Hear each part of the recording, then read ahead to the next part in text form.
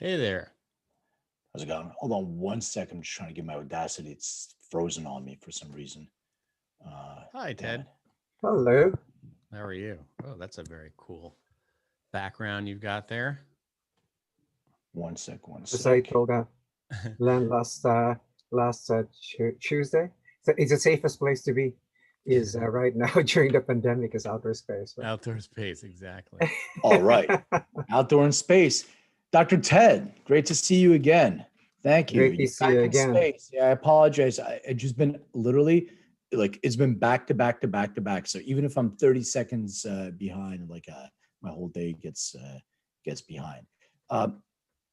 So thank you so much for doing this with us. I just want to go over, I don't know, John, did you talk to Dr. Ted about We haven't talked anything yet about, so if you want to do that, feel yeah, free. so basically I'll do the intro, and John and I will have a brief comedic period of John getting the sound effect right or wrong. So we'll laugh about that a little bit probably, but we'll introduce you to the best of my ability, and you can kind of give an overview of yourself. We'll a free-form conversation. Towards the very end, I ask 3 questions, basically, like simple, or maybe it's really complicated questions, and then you can tell people where to find you, and then you're free to disconnect and go, and then John and I will continue on. Does that work? It works. Great. All right. Hold on. Now I'm the one who's trying to, I just want to I do want to load up this one sound here. Of course. That's what I was saying. We're know. gonna have some interesting sound effect stuff going. We always do. Okay.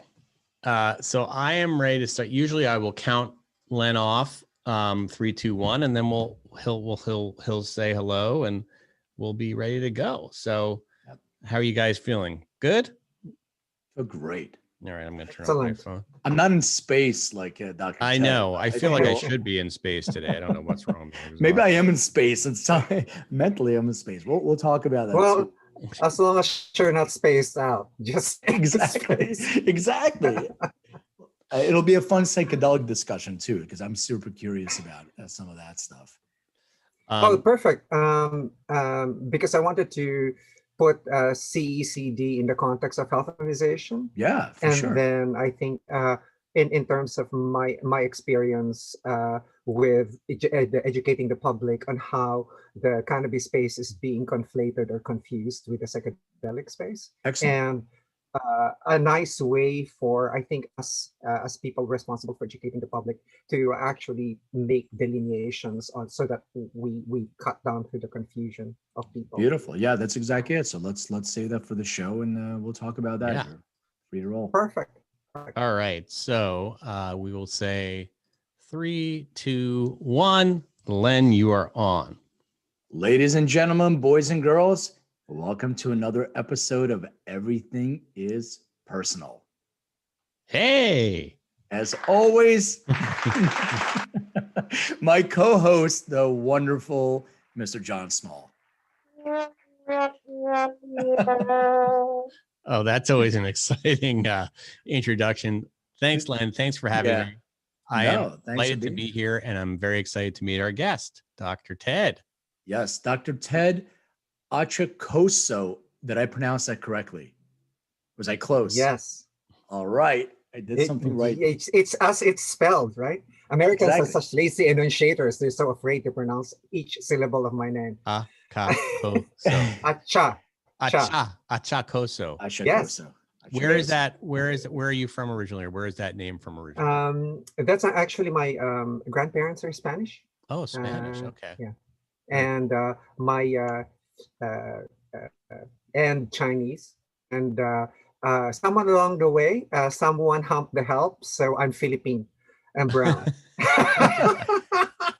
So you have to take a DNA test to find out where the ancestry and all that stuff comes from, right?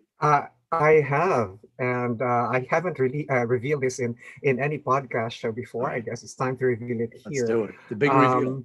The big reveal is that I have actually majority Native American genes. So I had to ask my mother while she was still alive. I said, "Mother, What who'd you happened? fuck? Who'd you fuck?" but she didn't answer me. So Something's up with that. But you know what you can do now? You can open up a casino, I think that now you make some money I'm that always way. listen, man. I'm always mistaken. Especially in Canada. I'm being asked for my card because it's a shit. It's a tax-free card, right? It's like I That's should funny. just use my genes. Can so now I think, and by the way, I don't know anything about this, so I can be like kind of talking out my ass, but I think you can also have a special cannabis license if you're some Native American percentage of. So you can get a different license for cultivation and everything else that's outside of whatever the state is given. So now you can open up a casino and grow weed. Thank you, John. Perfect timing on that. Yeah, that's a good.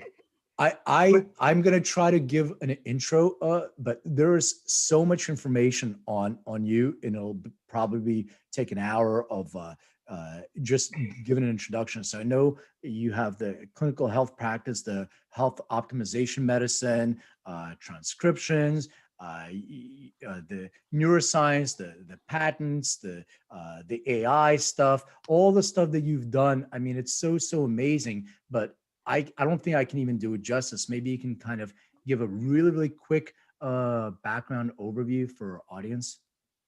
Sure. I have 2 minutes on that.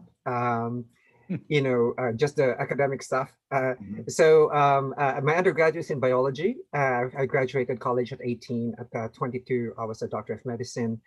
25, I held faculty appointments in pharmacology and toxicology, in neurology, and in neuroradiology. And I used to Just say, like me. Just sounds like my degree. I yes, graduated at 18 from college. But You said you I graduated think from college at 18?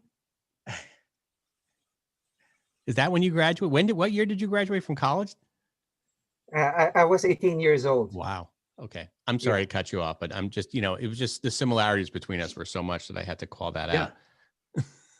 Keep going. too. Keep telling us Yeah. your credentials. Yeah. So I said, I knew pharmacology, toxicology. So I tell people I know how to mix my poisons. Hmm. And I was a interventional neuroradiologist. So I used to poke brains for a living. Hmm. And I actually at 28, I became a member faculty of medical informatics. I was trained by the guy who started the whole field of medical informatics globally. And my research there was on, of all things, consciousness and artificial intelligence. I started consulting, becoming the science and technology consultant for some major investment funds at 30.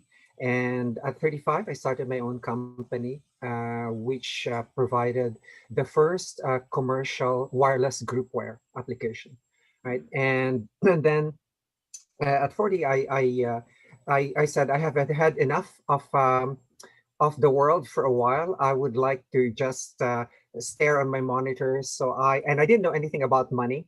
So I studied money and how money went around the world. And I traded currencies using artificial intelligence models that had an evolutionary structure to them, or evolutionary perspective to them. And then I retrained and a friend of mine who I was trained, the guy who trained me in finance essentially was the guy who started the whole idea of socially responsible investing. He started the Coward Group and all of that.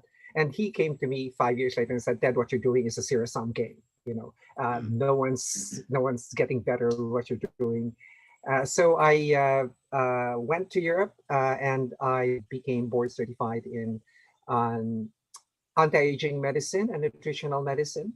And then shortly after that, I started what you mentioned, Len, now, which is the clinical practice of health optimization medicine and practice. Right. And that came about actually in several ways, because everything is like disease oriented, right? When you go to a doctor, it's all about repairing you for something. You go there and you're repaired for something. And I noticed that, there was no place where you could go and have yourself maintained. Your car is even luckier because every 3,000 miles you get a beep beep, in for maintenance. But for humans, we have no such thing. And I wondered why that was. And when I looked at it, I saw that the difficulty there was in the technology, right? But then I already saw that the technology was available for us to do, instead of diagnosis and treatment of disease, we can do detection and correction of imbalances. So the first question I said is like, how can we detect, right? What science can we use? And I was lucky that metabolomics was already then mature. It was 40 years old when I started this whole field. Excuse me. And when I saw that you could now, in medical biochemistry, we used to just memorize, here's your Krebs cycle, and that's it, right? But now you could actually measure the vitamins, minerals, and everything else, the levels.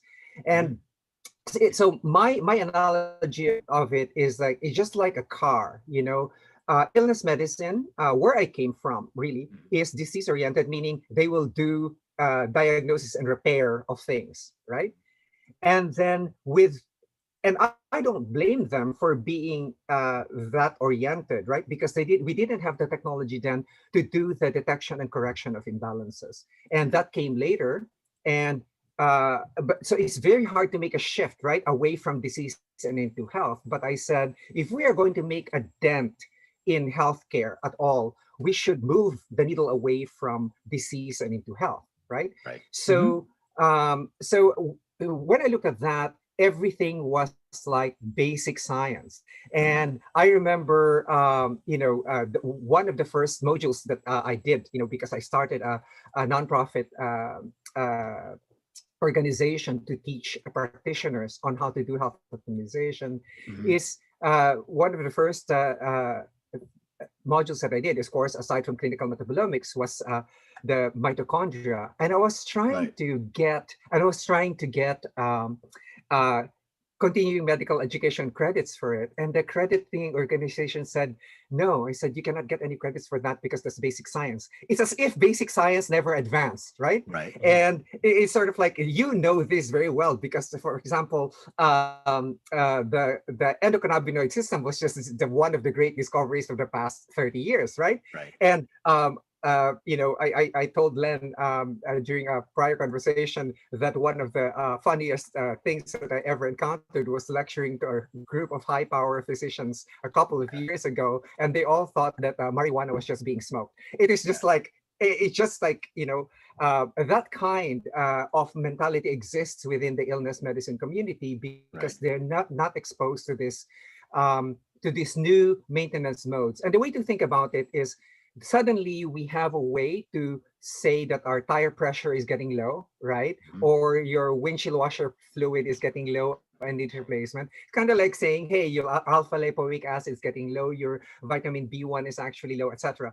Before, we used to fight, is vitamin E good for you? Is is this hormone good for you and that hormone good for you? No, you can measure those now, right? And you could put them in a balanced state. So what do you mean by optimal? Optimal is, hey, when you were between 21 and 30 years old, right? And I base that on actually hormonal values, but by age 30, your testosterone actually starts creeping downwards. So not mine. Mine was going. It's still going. I don't know who you're talking to I don't here. know what are you talking about? See, that's one of the symptoms of a low testosterone. Okay. Okay. You're delusional, right? I'm getting delusional. Kidding. So and one of the things that bothered me is that we don't have, although the World Health Organization has a definition of health, it's not clinically actionable, right? So I devised actually clinical definition of health. Health is an optimal physiologic state, right? It's a state of physiology or a function that that is characterized by ABC, right? A is very simple. A is the absence of disease. Okay, that's illness medicine. Right. So we'll give them that. Plus B, the balance between the anabolic processes, or the processes that make systems grow, and the catabolic processes, those that destroy, right? Right. According to C, the life cycle of the organism. You know, when a child is young, it's bent towards anabolism. Child's growing, right? When you're old, Right. it's bent towards catabolism, and you can fractalize that. It actually goes, for example, in inside our bodies. You could see that there is our body actually balances those systems all the time. You know, for growth or destruction. And that's also the mechanism by which we balance things. So that's for me is I don't like to use the term wellness because I'm reminded of a wellness masseur, right? Right. Or a wellness masseuse. It's being co-opted by everyone else. So let's have an actually clinically actionable definition of health, not some wishy-washy stuff, you know, that's good to look at in paper, but actually is very difficult to implement, you know, and in measure. the clinic. And my point of view, really, Len, is, hey, I have a patient or a client in front of me. I call them clients if they're not sick, right? A Right. client in front of me. Well, what the fuck do I do, right? Mhm. And that's the thing that's with me. It's the same thing that when, for example, you're looking at, say, there's a client in front of you asking about cannabis, right? What the Mhm. fuck do you do, right? How, you know, how are you going to go about these Mhm. things, you know, and for what indications are you actually going to do it? So that's health, right? For Right. optimization, as I touched on earlier, you try to put on the values between 21 and 30 years old, and or uh, when the evolutionarily derived values. For example, vitamin D is Right. evolutionarily derived, right? Because it's higher in the Maasai tribes. It's like 50 nanograms, right? So, and you see very low incidences of diabetes and cancers and so on. And Right. then medicine actually means what do you, or practice is actually what do you give, right? Yep. To maintain this balance. And your first line, my first line is always what is being used by the body, right? What's being Mhm. used by the body to do this. So if you lack alpha lipoic acid, you give it. If you lack the B vitamins, you give them. You lack testosterone, you give it, you know, and so on. But you have to make sure that you're doing it in a network. Our Right. big mistake is giving, for example, just testosterone alone without checking all the other hormones. You know, all Right. the hormones are in the network. You touch one, everything else moves. Same thing with your vitamins and minerals. You touch one of them, it moves. And a simple example of that, for example, if in the wintertime when people are sucking on so much zinc, right? Mhm. They are actually peeing out their copper, you know, Yep. so they Yeah. get into some sort of a copper imbalance. So you know, our bodies are wonderfully dynamically balanced that way. and Yeah. and so so that's the first line in medicine. And then the second one will be the phytoceuticals, like your phytocannabinoids, for Right. example, for as an anti-inflammation, or your fungiceuticals. Well, Mhm. we hope that we're able to give magic mushrooms soon, right? Well, that's a good In some dose. segue, Dr. Ted. So I have a question for you. This is for our Yeah. audience because we really want to understand. So as a shaman yourself, and if I'm incorrect about this, let me know. But